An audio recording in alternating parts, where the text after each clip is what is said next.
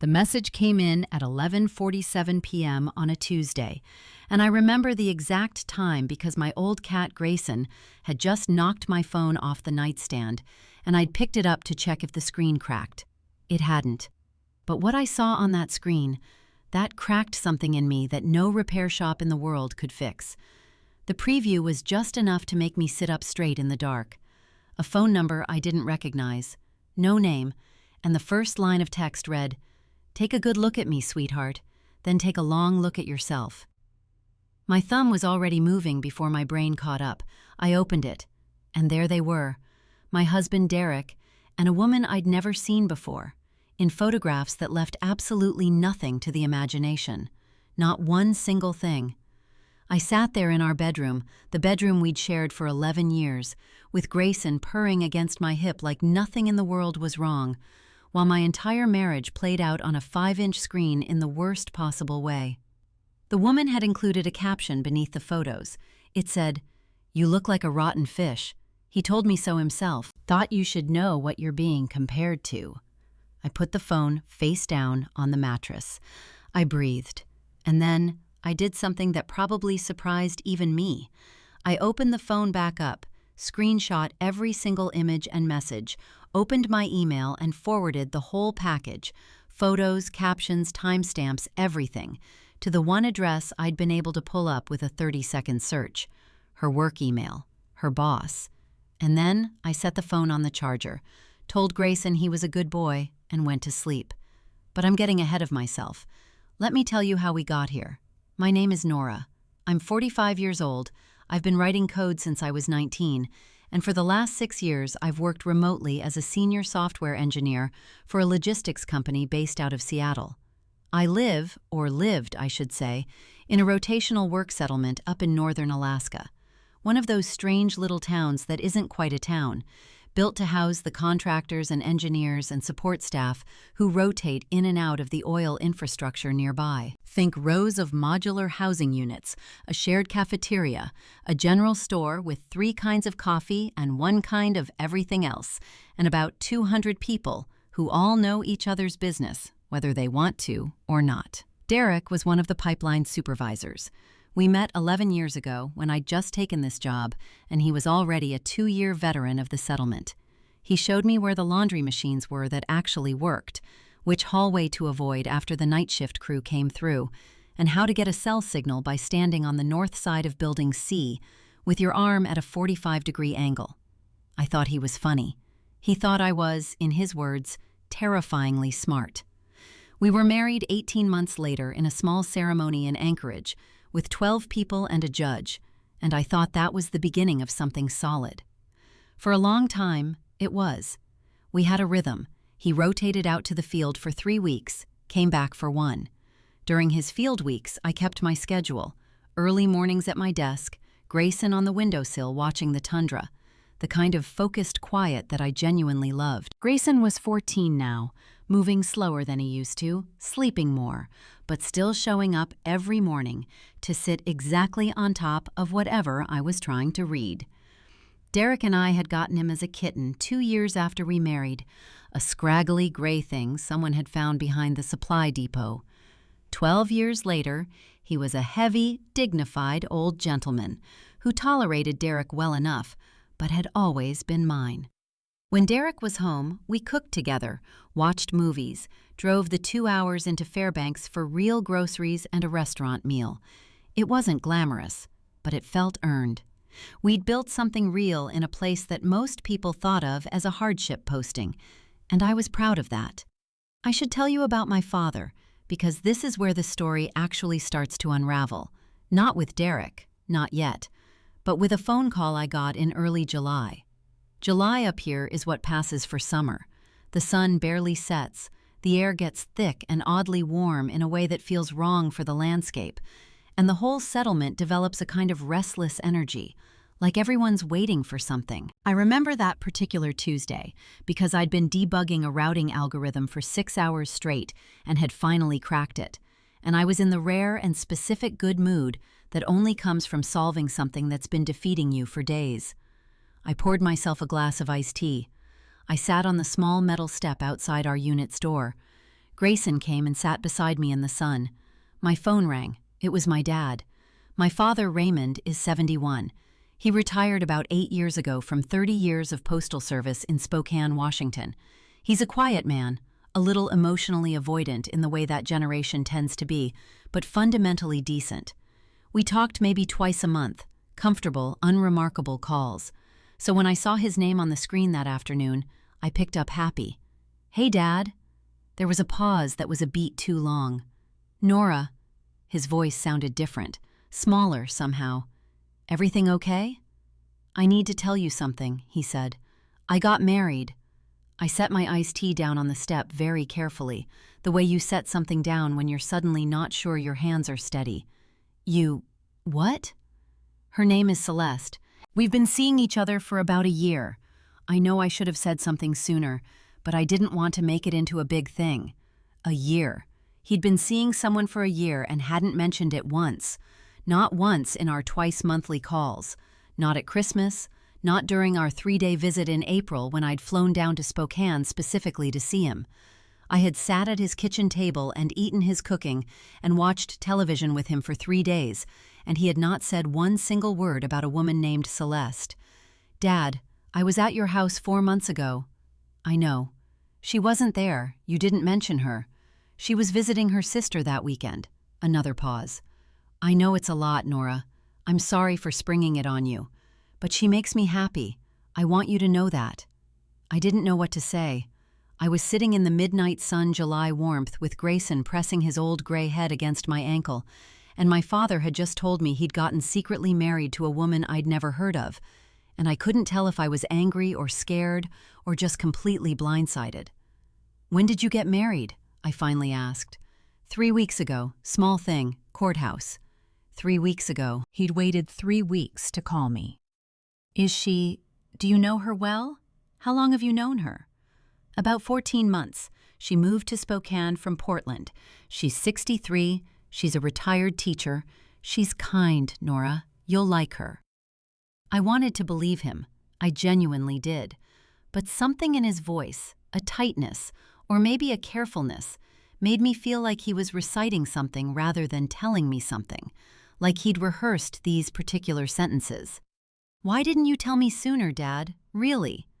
The pause this time was the longest yet. "Celeste thought it would be better to wait until things were settled before introducing the idea to you." I let that sit for a second. Celeste thought. Not I thought. Celeste.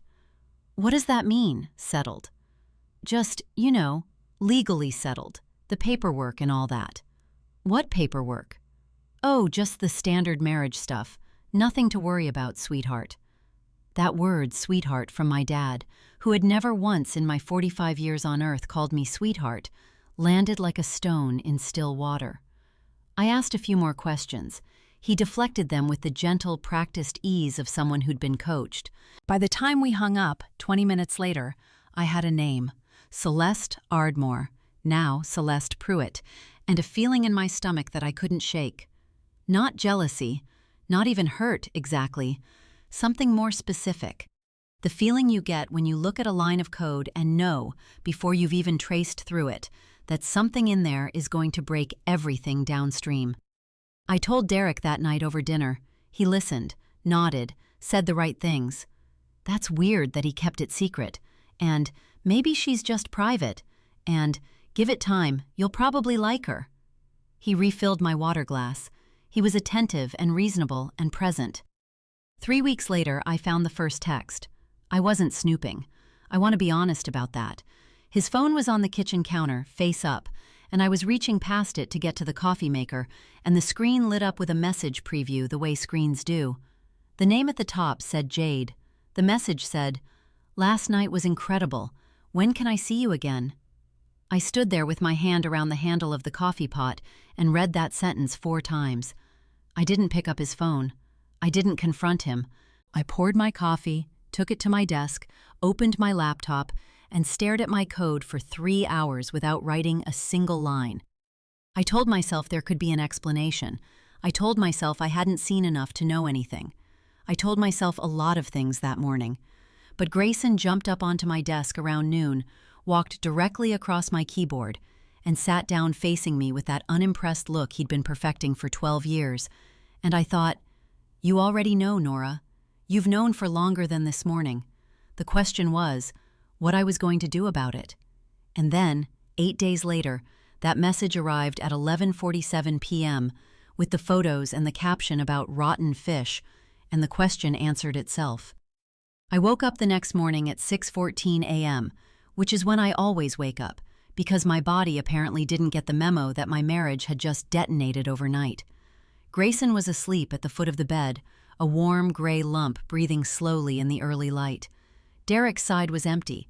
He'd come in sometime after I'd fallen asleep and left again before I woke, which was not unusual during his rotation weeks when early shifts started at 5. I lay there for a moment, staring at the ceiling, and I felt something I hadn't expected. Not devastation, not rage, a strange, cold clarity, like the air after a hard frost, everything stripped back, sharp-edged, completely still. I got up, made coffee, opened my laptop. The first email notification was already waiting for me. Not from Derek, not from the unknown number, from LinkedIn of all places, a connection request from someone named Jade Calloway, which I had not solicited and did not understand until I clicked her profile and saw the job title. PR Manager, Meridian Pipeline Solutions. Meridian Pipeline Solutions, Derek's company. I sat there with my coffee mug halfway to my mouth and looked at her profile photo for a long time. She was 31, according to her graduation dates. Polished headshot, the kind that costs $200 at a photography studio. Dark hair, professional smile, the specific look of someone who is very good at being in rooms. And she had sent me a LinkedIn connection request at 2:08 a.m., which meant she'd been awake in the middle of the night, and this had been deliberate. She wanted me to know exactly who she was. She'd wanted me to see her face, attached to a name, a title, a career. She had handed me the entire map and thought she was rubbing my nose in it. I accepted the connection request. Then I screenshot her full profile, name, company, title, every detail. Then I went back to the email I'd sent to her boss the night before and looked at it again. Here's the thing about impulsive decisions made at midnight. Sometimes they're the exact right call, and sometimes they're a disaster, and you don't always know which until morning. What I'd done in those 30 seconds, forward everything to her work email, had felt like instinct in the moment. Looking at it in daylight, I needed to be sure I hadn't just handed someone a legal problem or burned a bridge I might need later. I read back through what I'd sent. Her boss's name, according to the company's website, was a man named Gerald Hatch, Director of Corporate Communications at Meridian. I had sent Gerald Hatch, at his professional work address, a package of explicit photographs of one of his employees, along with the messages she had sent me, time-stamped and complete. I had not added a single word of my own, no explanation, no emotional appeal, just the content, forwarded clean. I thought about that for a moment. Then I thought, yeah, that was the right call. What I hadn't done yet was tell Derek. He came back to the unit around 7:30, steel-toed boots loud in the entryway, smelling like diesel and cold air. I was at my desk. He went straight to the kitchen, poured coffee, said, "Morning," to the back of my head. "Morning," I said. I listened to him move around the kitchen, cupboard open, cupboard close, the particular sound of him eating standing up, which was a habit I'd asked him to break for 11 years and never managed. The refrigerator hum, Grayson padding out from the bedroom to sit near his feet, which Grayson did with everyone when food was involved. Derek said, "You working today?" "Yes," I said. "I've got a full shift, probably back by 8. "Okay." He left 20 minutes later. I sat at my desk and listened to the sound of the unit settling into silence around me, and I realized that the entire exchange had felt completely normal, the same 50 words we traded on any given rotation morning, and that I had just watched my husband leave for work, knowing what I knew, and he had no idea. He was walking out into that flat gray July morning with absolutely no idea that the ground had already shifted under him. He just didn't know it yet. I opened a new browser tab and started researching divorce attorneys in Fairbanks. I want to be honest about the next 72 hours, because they were not graceful. I functioned, I worked, I ate, I slept, but there was a low-grade nausea running underneath everything, the kind that doesn't spike into actual sickness but just sits there, reminding you. I kept picking up my phone, expecting something. A call from Derek, a message from Jade, a response from Gerald Hatch, and getting nothing. The silence was almost worse than an explosion would have been. At least an explosion has edges. This had none. On the second day, I called my dad. I don't entirely know why. Maybe because he was the only family I had, geographically accessible or otherwise, and I needed to hear a voice that had known me for longer than 11 years. Maybe because I was sitting in the modular housing unit in northern Alaska with a 14-year-old cat and a marriage that was over, and the smallness of that suddenly felt unbearable. He answered on the second ring. "Nora, everything all right?" "Not really," I said, which was more than I usually gave him. A pause. "What's happening?" "Derek's been cheating on me. I found out 2 nights ago." I said it flat, the way you say a fact. "I'm figuring out next steps." My father was quiet for a moment. Then he said, "I'm sorry, sweetheart." And there was that word again, sweetheart, the one that had sounded wrong on him in July. It still sounded wrong, like a borrowed coat. "Dad, can I ask you something?" "Of course." "When you married Celeste, did you change your will?" The pause that followed was different from his usual pauses. It was the pause of a man who had been hoping very specifically that this question would not come up. "We talked about updating some things," he said carefully. "What things?" "Just the standard stuff that comes with a new marriage, beneficiary designations, that kind of thing." "Did you change your will, Dad? Yes or no?" "Nora, I'm not angry, I just need to know." "We updated some documents, yes. Celeste thought it was important to have everything clear." Celeste thought. There it was again, the second time in 2 months. "Is she there right now?" I asked.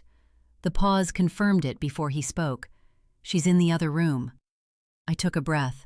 "Okay, I'm going to need you to do something for me. When she's not around, I need you to call me. Not text, call. Can you do that?" "Nora, you're reading into things." "Dad, call me when she's not in the room. That's all I'm asking." He agreed, in that careful, rehearsed voice, and we hung up, and I sat in the silence of my unit with 2 problems where I'd woken up expecting one.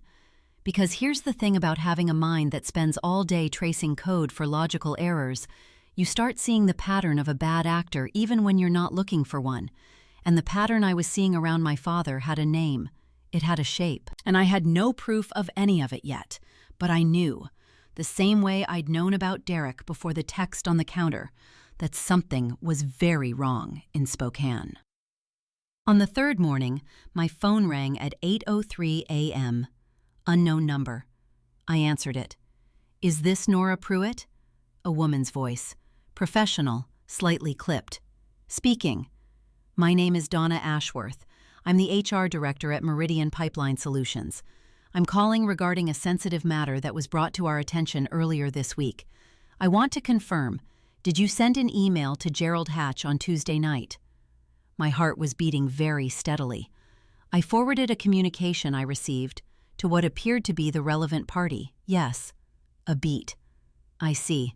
And the content of that communication? You received it unsolicited?" "At 11:47 p.m. on Tuesday. I have the original timestamps. I have the phone number it came from. I have everything." Another beat, longer this time. "Ms. Pruitt, I want you to know that we take this type of situation very seriously. I can't discuss personnel matters with you, but I can tell you that we received your email and that appropriate steps are being taken. I also want to ask, is your husband Derek Pruitt currently employed by Meridian?" I looked out the window at the flat tundra and the colorless sky. "He is." "And you're currently residing in company-provided housing?" There it was, the thing I hadn't let myself think about yet, the modular unit, my home for 11 years. Derek's employment was the lease. If Derek's employment changed, for any reason, I would need to be out of this unit inside of 30 days. Company policy. I'd signed the same paperwork he had. I am, I said. I understand, Donna Ashworth said, in a tone that meant she understood completely and was not going to help me with it. Thank you for your time, Ms. Pruitt. We may be in touch. She hung up. I set the phone down on the desk very carefully.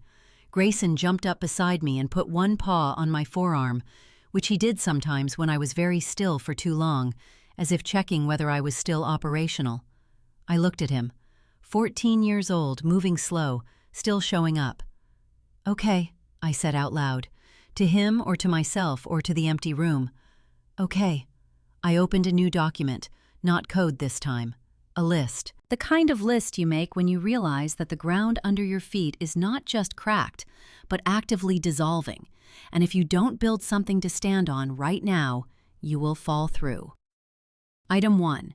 Retain a divorce attorney in Fairbanks before Derek knew I was looking. Item 2. Document everything. The photos, the messages, the LinkedIn request, the HR call, the timestamps, and back it up somewhere Derek could not access. Item 3. Figure out what was happening with my father's finances before Celeste finished whatever she had started. Item 4. Find somewhere to live that was not contingent on my husband's continued employment at the company that had just opened an HR investigation into both him and his girlfriend. 4 items. I looked at them on the screen. Then I added a 5th. Item 5. Call the unknown number. Because here's what I hadn't done yet, in all of this. I hadn't talked to Jade Calloway directly. I hadn't responded to the message, hadn't acknowledged the photos, hadn't said one single word to the woman who had called me a rotten fish in the middle of the night. And I'd been thinking about that. Thinking about why she'd done it, not just the affair, but that. The message. The photos sent deliberately to the wife. That's not someone who's trying to stay hidden. That's someone who is trying to force a specific outcome. Someone who wants the wife to react, to blow up, to confront, to make a scene, to give Derek a reason. I thought about that for a long time. And then my phone buzzed with a text from a different unknown number. And when I opened it, it wasn't Jade. It was 3 words and a name. Call me. Renata. I stared at it. Renata. I didn't know anyone named Renata. I had never in my life known anyone named Renata. I looked at the number, tried to place it, couldn't. I typed back, "Who is this?" The response came in under a minute. Derek's sister, the one he told you doesn't exist. I sat very still. Derek had told me in the first year we were together that he had no siblings, that he was an only child. He had told me this at least 3 separate times over 11 years, in contexts where it came up naturally, and I had never had any reason to doubt it. My hands were not shaking. I noticed that specifically, that my hands were completely steady as I saved the number, stood up from my desk, walked to the kitchen, poured a glass of water, and stood at the window looking out at the tundra for a full minute before I picked up the phone and called her back. She answered on the first ring. Dot. She answered on the first ring, and her voice was nothing like I'd expected. Low, deliberate, the kind of voice that's learned patience the hard way. Nora, she said, not a question. Renata, I said, start from the beginning. She did. Renata Pruitt, she'd kept the name, she said, because it was hers as much as it was his, was 43 years old and lived in Billings, Montana, where she worked as a paralegal for a family law firm. Derek was 2 years older than her. They'd grown up in Bozeman, children of a man who left when Renata was 9, and a mother who died when Derek was 22, and Renata was 20. She said Derek had decided, somewhere in the years after their mother's funeral, that having a sister was a complication he didn't want. She didn't say it with bitterness. She said it the way you describe weather, as a thing that happened, beyond anyone's control. "Why are you calling me now?" I asked. "Because Jade Calloway called me last week," she said. "She found me on Facebook. She wanted me to know that Derek was planning to leave you, and that when he did, she thought you should have someone in your corner. She wanted to feel like she was doing a good thing." A pause. I don't think her motives were entirely clean, but the information was real. I thought about Jade, who had sent me those photos to humiliate me, and then, apparently, had felt something afterward. Guilt, maybe, or just the complicated arithmetic of wanting Derek for herself, while also not wanting to be the kind of person who destroys someone without warning. None of it made her a good person. But Renata was right. The information was real. "What else did she tell you?" I asked. That Derek had been talking about divorce for 6 months, that he'd already consulted an attorney, not in Fairbanks, in Anchorage, because he didn't want anyone at the settlement to know, and that he had a plan to file first, citing irreconcilable differences, and push for a settlement that kept his pension and his 401k intact, by arguing that your remote income made you financially independent. I was quiet for a moment. My coffee had gone cold. Outside, the tundra was doing nothing, the way it always did, just sitting there, flat and enormous and utterly indifferent. "He's been planning this," I said. "For a while," Renata said. "I'm sorry. I know that doesn't help." "It helps more than you know," I said. "Can I ask you something?" "Go ahead." "If it came to it, would you be willing to speak to my attorney? About Derek's history, his pattern of behavior, anything you know?" A beat. Then, "I've been a paralegal for 16 years, Nora.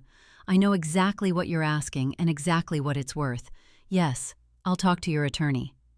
We stayed on the phone for another 40 minutes. By the time we hung up, I had a sister-in-law I'd never known existed, a clearer picture of the last 6 months of my marriage than I'd had while living inside them, and a list of 3 family law attorneys in Anchorage that Renata said were the ones Derek would not have consulted because they were known for representing the other side.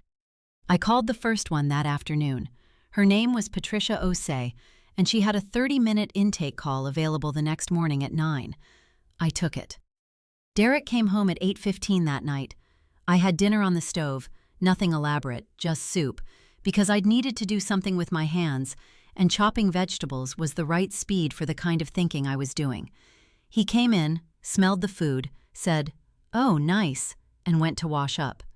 We ate at the table. He talked about a pressure issue on one of the lines. I asked follow-up questions. We sounded exactly like ourselves. After dinner, he sat on the couch with his phone, and I watched him from the kitchen doorway for just a moment.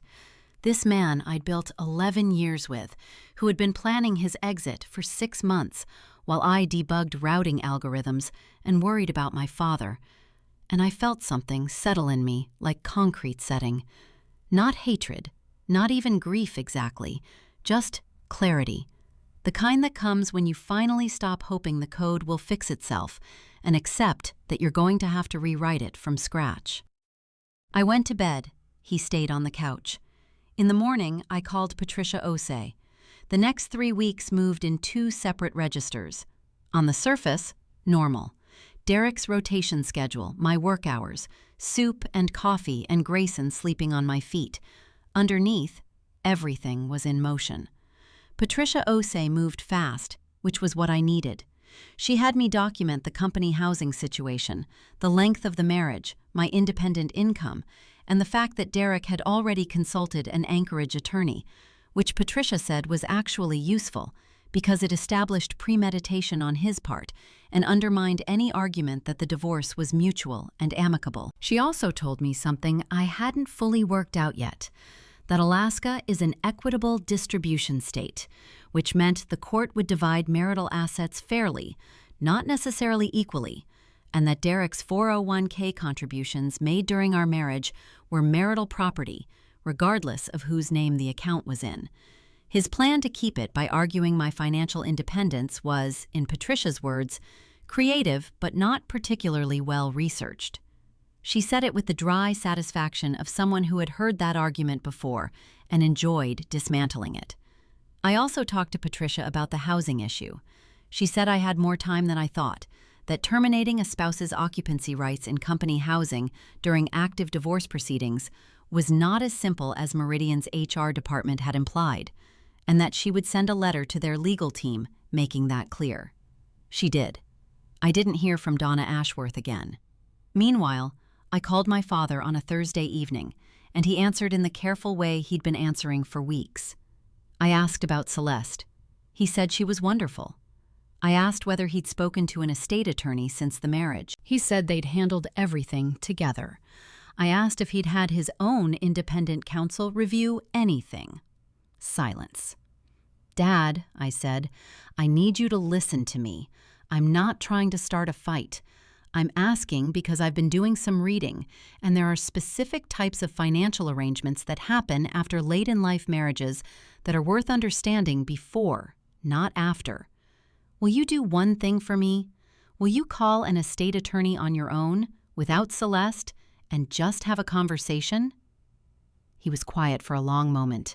Then he said, in a voice that was smaller than his real voice, "She handles most of the financial things now."